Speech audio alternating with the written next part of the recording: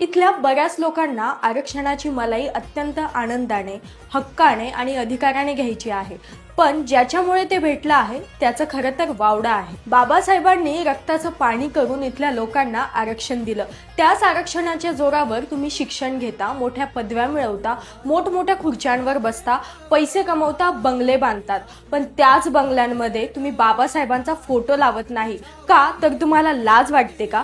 Doctor Babasaheb आंबेडकरांनी दिलेल्या आरक्षणाची मलाई खायला तर आवडते, पण त्यांचा फोटो लावायची काही लोकांना घरामध्ये लाज वाटते. वार दुनिया. काही मंडळी याही पुढची आहे. डॉक्टर बाबासाहेब आंबेडकरांनी इथल्या मातीतल्या लोकांना बुद्धांचा धम्माचा विचार दिला, शांततेचा बुद्ध धम्म दिला.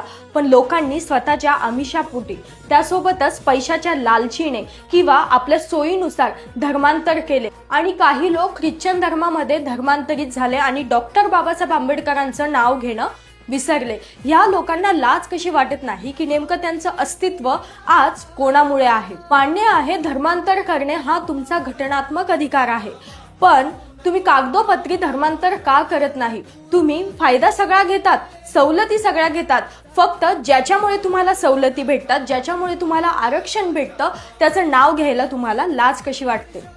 प्रत्येक आरक्षण धारकाला आठवण करून द्यावीशी वाटते की आज तुम्ही जे आरक्षण घेताय आणि ज्याच्या जोरावर तुम्ही सवलती घेतायत त्या फक्त आणि फक्त बाबासाहेबांनी तुम्हाला दिलेल्या आहेत.